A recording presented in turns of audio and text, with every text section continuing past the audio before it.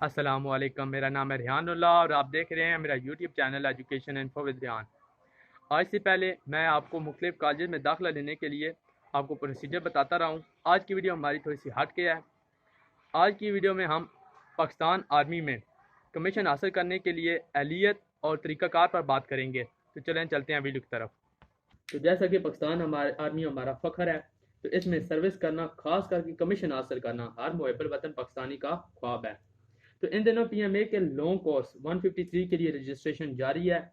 तो चले देखते हैं कि एलिजिबिलिटी क्राइटेरिया इसके लिए क्या है। तो इसके लिए आपके पास आपने 12वीं क्लास में पढ़ी होनी चाहिए, इंटरमीडिएट की होनी चाहिए या इक्विवेलेंस आपके पास सर्टिफिकेट होना चाहिए। और इसके लिए आपकी एज लिमिट जो है वो 17 से 22 ईयर है। और इसमें 3 महीने का अप एंड डाउन आपको रिलैक्सेशन है, यानी अगर आप 17 ईयर से 3 महीने छोटे हैं तो भी आप अप्लाई कर सकते हैं, और 22 साल से अगर आप 3 महीने बड़े हैं तो भी आप अप्लाई कर सकते हैं। उसके बाद बात करते हैं ग्रेजुएट। अगर आपने 2 साल ग्रेजुएशन प्रोग्राम किया है या आप पाकिस्तान नेवी या एयरफोर्स को सर्व कर रहे हैं एज ए पर्सनल, तो उसके लिए आपकी एज लिमिट 17 से 23 साल होगी और उसमें भी 3 महीने का आपको रिलैक्सेशन दी जाएगी। जबकि अगर आप 4 साल प्रोग्राम कर रहे हैं जैसे BS या BA वगैरह, तो उसके लिए आपकी एज लिमिट 17 से 24 साल होगी और इसमें रिलैक्सेशन बिल्कुल नहीं की जाएगी। और अगर आप आर्मी में सर्व कर रहे हैं एज ए सोल्जर, तो उसके लिए आपकी एज लिमिट 17 से 25 होगी और इसमें भी रिलैक्सेशन नहीं है। तो अब बात करते हैं एकेडमिक या एजुकेशनल रिक्वायरमेंट की। तो इसके लिए आपने FA FSC, इसमें कोई भी सब्जेक्ट आपके हों, ICS हो आपने किया हो, ICOM किया हो, FSC प्री इंजीनियरिंग की हो या FSC प्री मेडिकल की हो या इक्विवेलेंस, उसमें आपके 55% मार्क्स होना लाजमी है। उसके बाद जिन कैंडिडेट्स ने BA या BSc वगैरह किया है तो उसमें आप उनके 60% मार्क्स होना, जबकि उसके साथ FA FSC में 50% मार्क्स होना लाजमी है।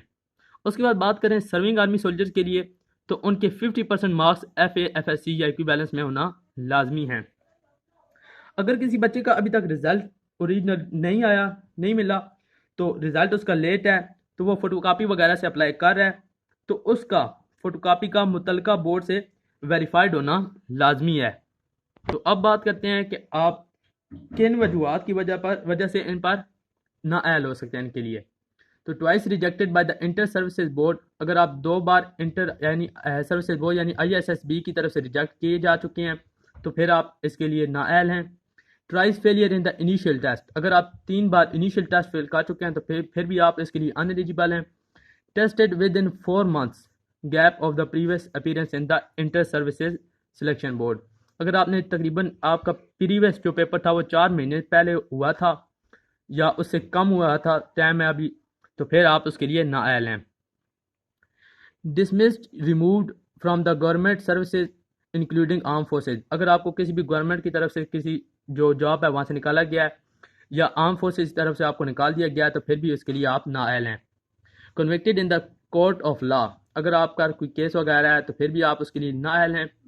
Permanently declared unfit by the appeal medical board, अगर आपको परमानेंटली अनफिट डिक्लेयर कर दिया गया अपील मेडिकल बोर्ड की तरफ से तो फिर भी आप उसके लिए अनएलिजिबल हैं। Declared medically unfit due to hepatitis B और C, अगर आपको हेपेटाइटिस B या C की वजह से अनफिट कर दिया गया है। Withdrawn from any bonded arms colleges institutions and disciplinary grounds, अगर आपको आर्मी से रिलेटेड किसी कॉलेज या इंस्टीट्यूट वगैरह से निकाल दिया गया तो फिर भी आप इसके लिए अनएलिजिबल हैं। Tampering of academic certificate to get undue advantage will render the applicant permanently ineligible for all the types of commission in armed forces, अगर आपके सर्टिफिकेट वगैरह पर कोई कटिंग वगैरह होती है या कोई चेंजिंग की गई है तो इसके लिए भी आप अनएलिजिबल हो जाएंगे permanently. Candidates declared with a positive drug test, अगर आप मंशियात वगैरह यूज़ करते हैं तो फिर भी आप इसके लिए अनएलिजिबल हैं। इसके बाद आप बात करते हैं कि आप अप्लाई कैसे करना है, उसके तरीक़ाकार क्या है। तो इसके लिए बेसिकली 2 तरीके हैं। नंबर 1, किसी भी करीबी सिलेक्शन सेंटर पर आपने अपने डॉक्यूमेंट्स लेके जाना है और वहाँ से अपनी रजिस्ट्रेशन करवानी है। और नंबर 2, आप उनकी ऑफिशियल वेबसाइट www.joinpakarmy.government.pk पे जाएं, वहाँ से आपने अपना अकाउंट वगैरह बना के उसके डॉक्यूमेंट्स वगैरह के ज़रिए आपने अपनी रजिस्ट्रेशन कर लेनी है। तो अब बात करते हैं टेस्ट की कि उसके लिए टेस्ट कौन कौन से होंगे। तो सबसे पहले आपके रिटन या इंटेलिजेंस टेस्ट होगा, उसके बाद medical, then physical and last में इंटरव्यू।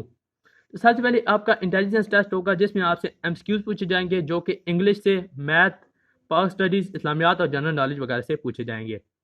तो जो टेस्ट ये इंटेलिजेंस टेस्ट पास कर लेगा उसे फर्दर मेडिकल टेस्ट के लिए बुलाया जाएगा, और जो स्टूडेंट मेडिकली फिट क्लियर हो जाएगा उसे फिजिकल टेस्ट के लिए बुलाया जाएगा। और फिजिकल टेस्ट में आपको 1.6 किलोमीटर दौड़ लगानी होगी जो कि आपने 8 मिनट में पूरी करनी होगी। उसके बाद 15 पुशअप करने होंगे 2 मिनट में, 20 क्रंचेस करने होंगे 2 मिनट के अंदर, और 3 पुल अप करने होंगे 2 मिनट में।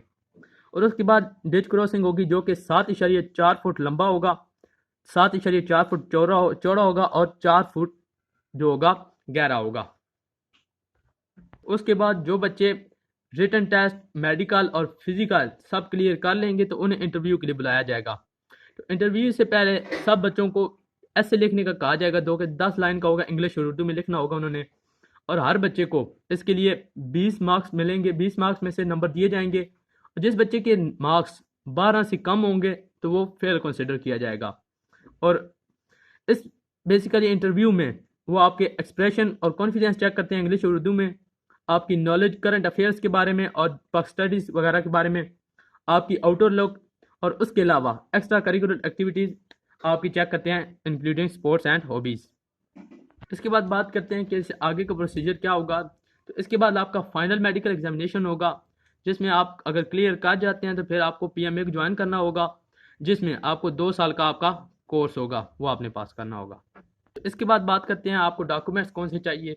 तो इसके लिए बेसिकली आपको आपका मैट्रिक और एफएससी का या रिजल्ट कार्ड वो चाहिए। उसके बाद आपका अगर 18 प्लस हैं तो आपके जो आईडी कार्ड है वो, या फिर अगर 18 से कम है तो आपका बे फॉर्म और आपके फादर या मदर का आईडी कार्ड, और ये डॉक्यूमेंट्स आपके फ़ोटो कापीज़ अटेस्टेड होनी चाहिए।